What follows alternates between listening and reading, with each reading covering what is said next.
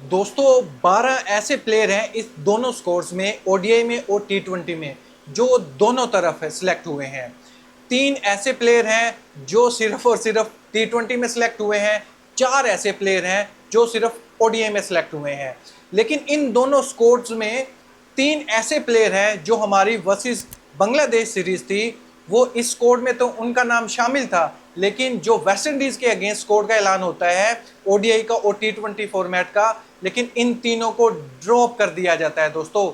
जिसमें of course बड़ा नाम है, पाकिस्तान का फ्यूचर स्टार है सलमान मिर्जा। इस पर पाकिस्तान क्रिकेट बोर्ड ने एक्सप्लेन किया है क्यों हमने सलमान मिर्जा को ड्रॉप किया है, अब्बास अफरीदी को ड्रॉप किया है और अहमद दानियाल को ड्रॉप किया है। इन तीनों प्लेयर को ड्रॉप करने की वजह बताई है, वो वजह कौन सी है वो सामने रखूंगा। लेकिन उससे पहले ये स्कोर्स के नाम रखना चाहूंगा जो दोनों स्कोर्स में शामिल है प्लेयर, और किसको टी20 में रखा गया और किसको सिर्फ ओडीआई फॉर्मेट के लिए रखा गया है। दोस्तों आप इस लिस्ट में देख सकते हैं जो टी20 और ओडीआई में दोनों सिलेक्ट हुए हैं, उसमें ऑफ कोर्स सलमान अली आगा दोनों फॉर्मेट में शामिल है। टी20 की तरफ से कप्तान है और ओडीआई में वाइस कप्तान है।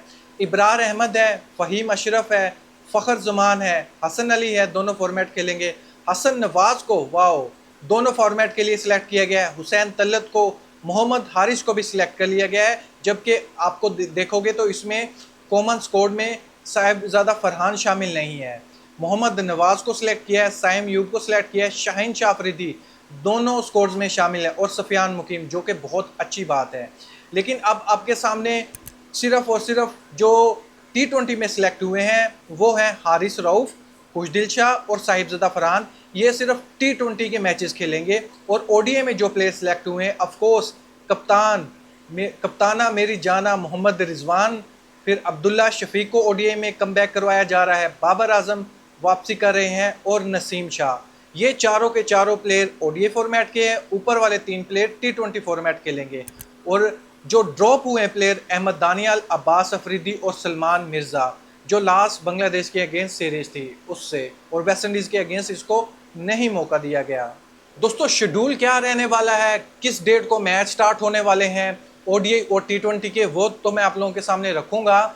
लेकिन सलमान मिर्जा के रिलेटेड ये बताया जा रहा है, अहमद दानियाल और अब्बास अफरीदी के रिलेटेड, कि पाकिस्तान क्रिकेट बोर्ड ने क्लियर कर दिया है कि हम सीनियर बॉलर को कम बैक करवा रहे हैं, जिसमें ऑफ कोर्स नाम है शाहीन शाह अफरीदी, दोनों फॉर्मेट खेल रहे हैं, हारिस रऊफ टी20 फॉर्मेट खेल रहे हैं, नसीम शाह ओडीआई फॉर्मेट खेल रहे हैं। यानी जो हमारे सीनियर बॉलर हैं हम उसको चांस दे रहे हैं, इस वजह से हमने इन तीनों प्लेयर को ड्रॉप कर दिया गया। शेड्यूल पर बात करते हैं दोस्तों। पाकिस्तान क्रिकेट टीम की जो टी20 के स्क्वाड शामिल थे, जिनके नाम आए थे, वो डायरेक्ट बांग्लादेश से यूएसए के लिए रवाना हो चुके हैं। 31 जुलाई को हमारा पहला टी20 मैच होगा, दूसरा मैच होगा 2 अगस्त को और तीसरा मैच होगा 3 अगस्त को। ये तीनों टी20 मैच यूएसए में खेले जाएंगे। उसके बाद फिर 8 अगस्त को ओडीआई मैच होगा, बाबर आजम एक्शन में नजर आएंगे, मोहम्मद रिजवान आपको एक्शन में नजर आएंगे।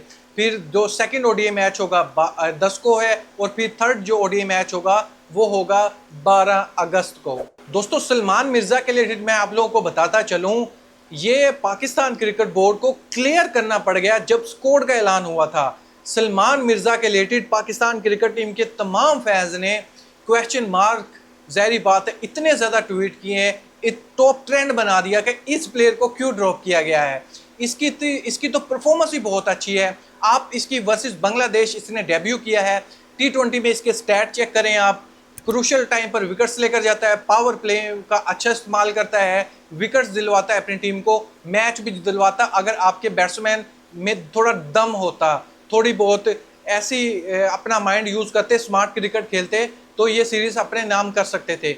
लेकिन इस पर डाउट नहीं किया गया था, ना सलमान मिर्ज़ा पर डाउट किया गया था। Ahmed Daniyal of course 140 plus 146 की स्पीड से बॉल करवा रहा था, उसको भी ड्रॉप कर दिया। और अब्बास अफरीदी, ये तीनों प्लेयर अच्छा खेल रहे थे, लेकिन इन्हीं को ड्रॉप कर दिया। भाई इनकी जगह बनती थी। आपके पास 2 स्कोर्स हैं, आप या तो ओडीआई में रख लेते या फिर टी20 में रख लेते। कहीं ना कहीं तो आपको एडजस्ट करना चाहिए था। सिलेक्शन कमेटी ने हुसैन तलत को दोनों स्कोर में रख लिया, मोहम्मद नवाज को दोनों स्कोर्स में रख लिया। आप अंदाज़ा लगा सकते हैं मोहम्मद नवाज T20 भी खेलेंगे और ODI भी खेलेंगे। लेकिन लास्ट T20 जो मैच था उसमें थोड़ा बहुत उसने कंट्रीब्यूशन अपनी दी थी, अदरवाइज जो पहले 2 T20 मैच थे अंडे पर ही गया वो।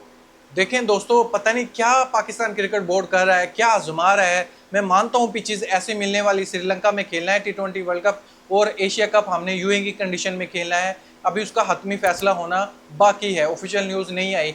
लेकिन आप ऐसी प्लानिंग कर रहे हो कि सलमान मिर्ज़ा को ड्रॉप कर रहे हो जब को आपको आपको ज़रूरत पड़ सकती है फास्ट बॉलर के बैकअप के तौर पर, ना कि बैकअप के तौर पर। ये जैसी परफॉर्मेंस दे रहा था पीएसएल में भी और पीएसएल के नॉकआउट स्टेज में भी और बांग्लादेश के अगेंस्ट, इसको तो भाई स्क्वाड में ज़रूर शामिल होना चाहिए था सलमान मिर्ज़ा को। और अब्बास अफरीदी भी अच्छा ही खेल रहा था, आपके बैट्समैन से तो कम से कम अच्छा ही था ना। अब्बास अफरीदी के एक मैच में 3 छक्के थे, पूरी टीम के 5 छक्के थे जिसमें से 3 अब्बास फरीदी के थे, सिर्फ 2 छक्के पूरे हमारे जितने भी अटैकिंग वाले बैट्समैन थे ना, इंटेंट वाले, उन लोगों ने मिलकर 2 छक्के लगाए थे। दोस्तों इस पर मैं आपको ओपिनियन जानना चाहूँगा, ये जो 12 प्लेयर हैं इसमें दोनों फॉर्मेट में ये प्लेयर सिलेक्ट हुए हैं, क्या कहीं पर भी जगह नहीं बनती थी सलमान मिर्ज़ा की कि चलो T20 फॉर्मेट से खिला लेते। मैं मानता हूँ यंग प्लेयर हैं, लेकिन एज जो रिकॉर्ड पर लिखी गई है उसकी एज 31 ईयर लिखी हुई है दोस्तों।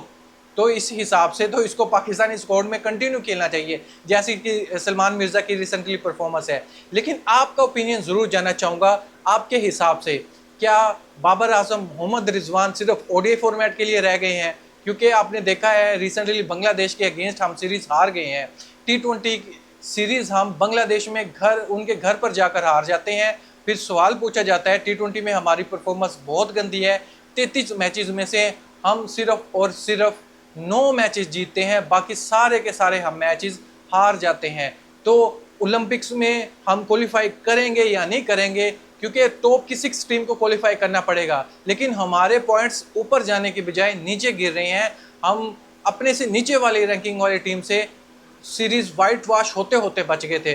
वो तो एंड पर जाकर साहिबजादा फरहान ने हमें बचा लिया था, मैन ऑफ द मैच हासिल किया था। लेकिन साहिबजादा फरहान को भी दोस्तों सिर्फ T20 फॉर्मेट में खिलाया जा रहा है। ODI फॉर्मेट में मोहम्मद हारिस को भी सिलेक्ट कर लिया, T20 में भी सिलेक्ट कर लिया, हसन नवाज को ODI में भी सिलेक्ट कर लिया, T20 में भी। ऐसे ही मोहम्मद नवाज को भी दोनों स्क्वाड में, साइम अयूब को भी दोनों स्क्वाड में, लेकिन साहिबजादा फरहान, सलमान मिर्ज़ा, अहमद दानियाल, अब्बास अफरीदी को नहीं सिलेक्ट किया गया। इन सभी चीज़ों को आप कैसे देखते हैं? सिलेक्शन कमेटी के इस फैसले को आप क्या रेट करेंगे? क्या आपकी थिंकिंग है? कमेंट बॉक्स में मुझे ज़रूर बताइएगा फैक्ट के साथ कि किस प्लेयर को आप ऐड करना चाहेंगे T20 फॉर्मेट में। क्या अहमद दानियाल, ये सलमान मिर्ज़ा, अब्बास अफरीदी की किसी ना किसी स्क्वाड में जगह बनती थी? अपनी राय कमेंट बॉक्स में मुझे ज़रूर बताइएगा। इसके लिए थैंक यू, अल्लाह हाफिज़।